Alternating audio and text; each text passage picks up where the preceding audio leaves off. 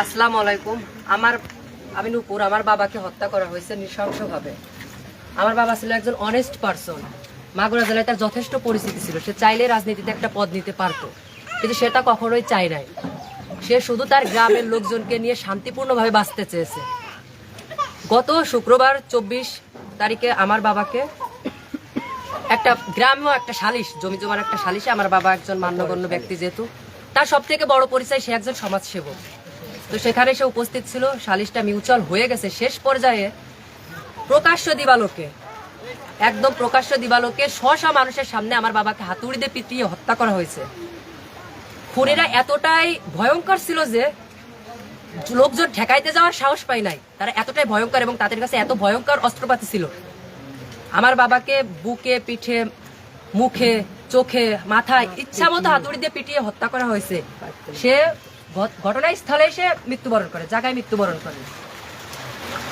গত 9 দিন হয়ে গেছে আমার বাবা মারা গেছে, এখনো একটা আসামি ধরা পড়ে নাই।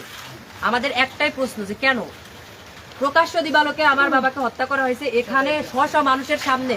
আপনারা প্রশাসনের কাছে আমার অনুরোধ, জানুক, শুনুক, 10 গ্রামের মানুষের কাছে শুনুক আমার বাবা কেমন ছিল। এবং ওখানে যেহেতু আরো অনেক মান্যগণ্য ব্যক্তি ছিল, সবাই দেখছে যে আমার বাবাকে মারছে। এত প্রমাণ থাকার পরও প্রশাসন কেন আসামি ধরতে পারতেছে না, এটার জবাব চাই। এটা প্রশাসনের গাফিলতি। এটা প্রশাসনের গাফিলতি যে প্রশাসন এখনো আসামি ধরতে পারতেছে না। কারণ আসামি তো বিদেশে চলে যায় না, আসামি দেশের ভিতরে আছে। প্রশাসন ব্যর্থ। তো প্রশাসনের কাছে আমার একটাই দাবি, আমার বাপের তারা নিরপেক্ষভাবে তদন্ত করে আমার বাবার হত্যার বিচার চাই আমরা। আবির, নিবিড়, আনোয়ার, মাসুদ, শফিউদ্দিন, নওশের বিশ্বাস, মাসুদ, তারপরে শফিউল্লাহ, মোবাশ্বের, এরা সবাই, আরো অনেকে আছে।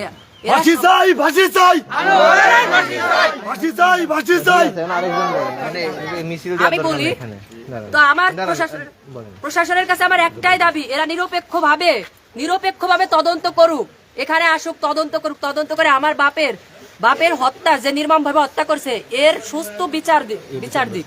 আমরা শুধু এর নিরপেক্ষ বিচার চাই, ফাঁসি চাই। আরেকজন একটু বলবেন। আসসালামু আলাইকুম।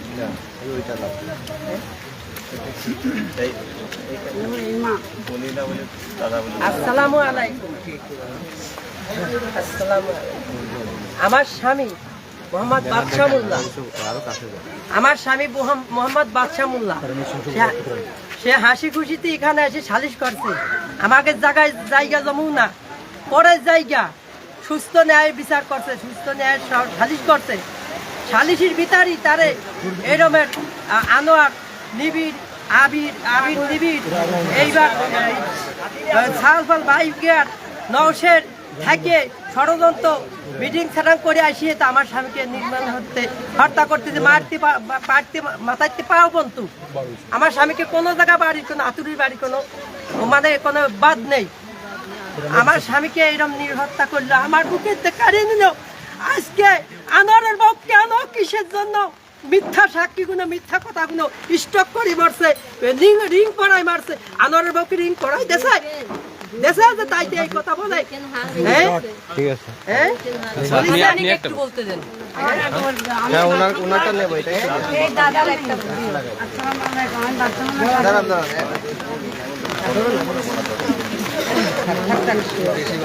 ধরা লাগবে না। আমার 102 বছর বয়স, 102 বছর বয়স আমার।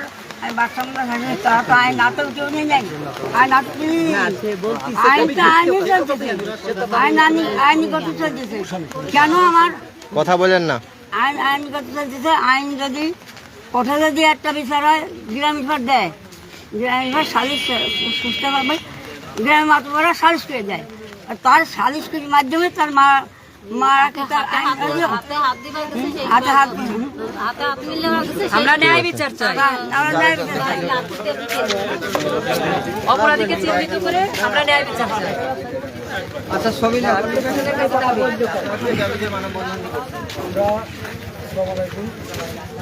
যিনি মারা গেছে আমার খালু, আপন খালু, 24 তারিখে 2025 শুক্রবার এদিকে একটা সালিশের ব্যবস্থা করা হয়েছিল। বিষয়টা একটা জমি নিয়ে দুজনের মাঝে বিরোধ সৃষ্টি হয়েছিল। ওইটা মিটামিটি করার জন্য এই জায়গাটা সালিশ বসানো হয়েছিল।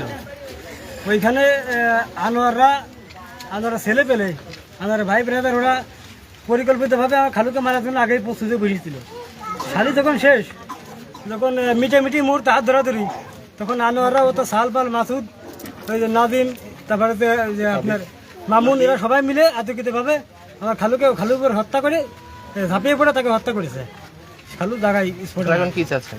আমরা এখন এর ফাঁসি চাই, আমরা ন্যায্য বিচার চাই। ন্যায্য বিচার চাই। ওইটার কথা বলার দরকার না, আপনার ন্যায্য বিচার চান এটা বলুন। হ্যাঁ, ন্যায্য বিচার। ন্যায্য বিচার।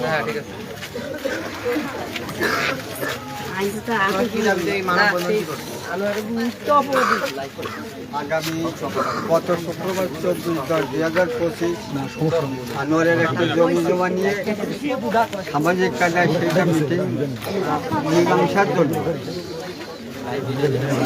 ইউনিয়নের বিভিন্ন ব্যক্তিবর্গ, সম্মানিত ব্যক্তিবর্গ, সাবেক চেয়ারম্যান সাজ্জাদ, রশিদ, অন্যান্য সালকি ইউনিয়নের কাইজার, এদের মাধ্যমে একটা সালিশ হয়। মীমাংসার শেষ মুহূর্তে দুই পার্টিকে মিলানোর উদ্দেশ্যে মরহুম বাচ্চা মোল্লা হাত মিল করার সময় আনোয়ারের পূর্বে পরিকল্পিতভাবে তাদের ছেলে ফেলে নাদিম, মাসুদ,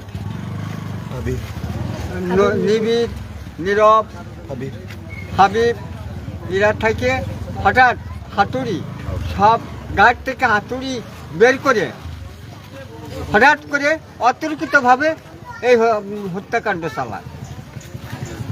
তো এই হত্যাকাণ্ডের হাতুড়ি কাকে একটু বলেন তো কি হয়েছে? এই আসেন, আসেন, বলেন মহিলা